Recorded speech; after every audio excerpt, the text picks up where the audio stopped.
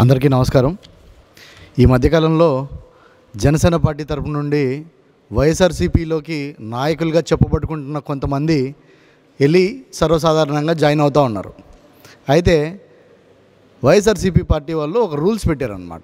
ఎవరన్నా జనసేన పార్టీ నుంచి వైఎస్ఆర్సీపీలో జాయిన్ అవ్వాలంటే మీకేం పెద్ద క్వాలిఫికేషన్ ఏం అవసరం లేదు. ఎవరైనా సరే పవన్ కళ్యాణ్ గారిని కానివ్వండి, మనోహర్ గారిని కానివ్వండి, ఎవరినైనా తిట్టేస్తే చాలు పార్టీలో జాయిన్ చేసుకుంటే కండువా కప్పేస్తాం, మీ పని అయిపోయింది అంతే.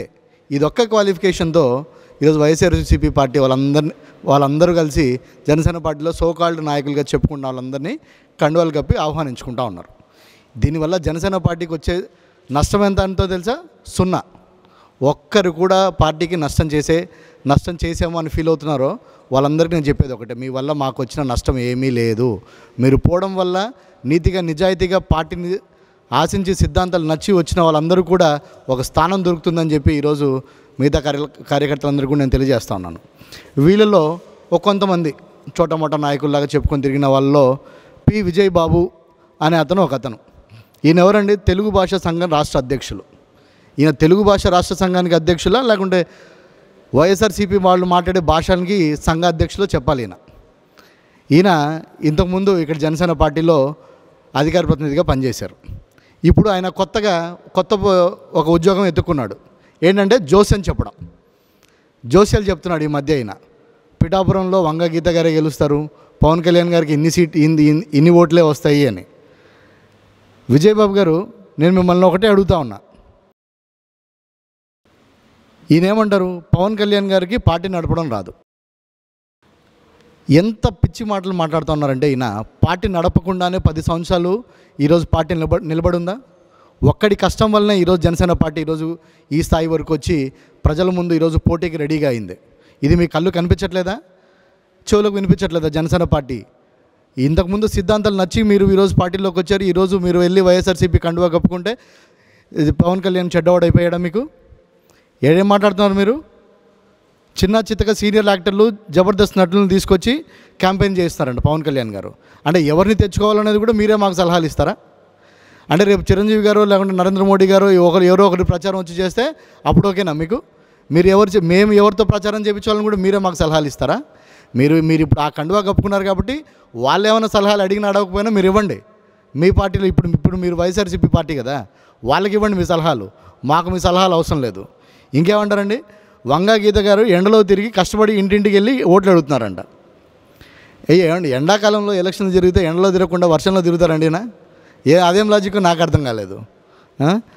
కాపులు అత్యధికంగా వంగ గీత వైపే ఉన్నారంట. ఈయన కూడా మళ్ళీ ఇది ఒక జోస్యం. ఇది ఎవరి పక్షాన ఉన్నారు అనేది జూన్ 4వ తేదీతో తెలుస్తుంది. తినే ముందు రుచి చూడడం ఎందుకు వివేక్? ఆగు, 2 రోజులు ఆగు. జూన్ 4వ తేదీ వరకు ఆగు. ఎవరు ఏ పక్షాన ఉన్నారో నీకు తెలుస్తుంది. ఈయనంటారు గీతా గారికి 48% వస్తుంది, కళ్యాణ్ గారికి 37% వస్తుంది అంట. ఈయన పాపం చెప్పిన నెంబర్లోనే తేడాగా చెప్తా ఉన్నాడు. గీతా గారికి 4.8%, కళ్యాణ్ గారికి 73% వస్తుంది. ఇది రాసి పెట్టుకో విజయబాబు, నీకోసమే ఇది.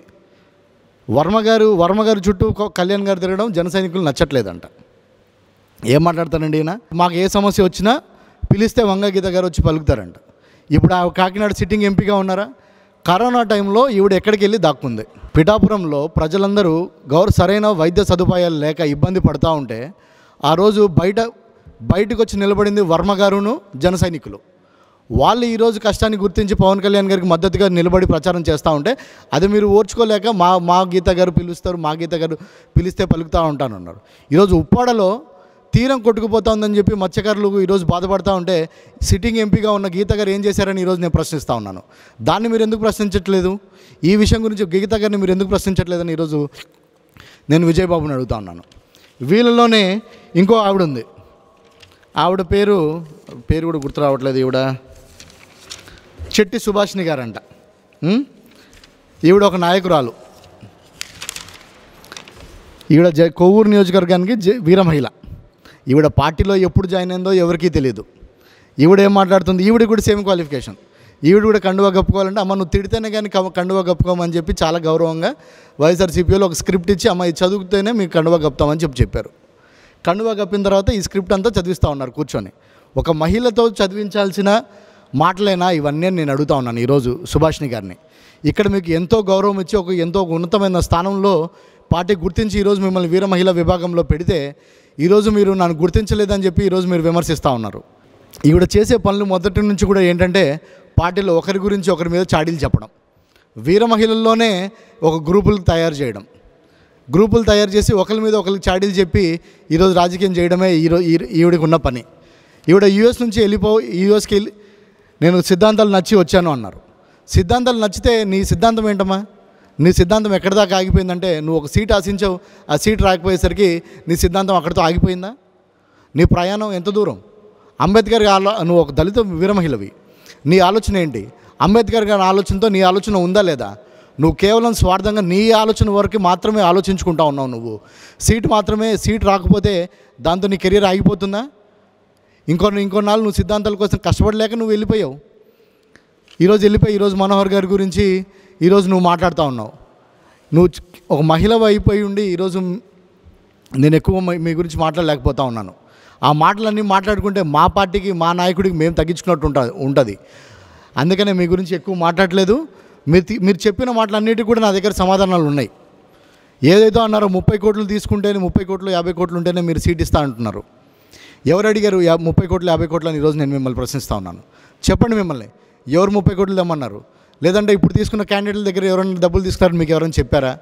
ఎందుకు ఈ కలిబొల్లి మాటలన్నీ మాట్లాడుతూ ఉన్నారు? ఈరోజు నేను ప్రశ్నిస్తూ ఉన్నాను. ఈరోజు మాజీ ఎమ్మెల్యే టీవీ రామారావు గారికి కొవ్వూరు ఇన్ఛార్జ్ ఇచ్చేసరికి మీ భవిష్యత్తు శూన్యం అయిపోయింది.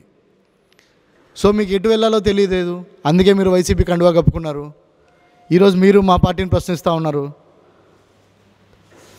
ఇంకో మాట అంటారు, నాకు అపాయింట్మెంట్ ఇప్పించట్లేదు కళ్యాణ్ గారితో అపాయింట్మెంట్లని. కొన్ని వేల మంది కళ్యాణ్ గారు అపాయింట్మెంట్లు అడుగుతూ ఉంటారు.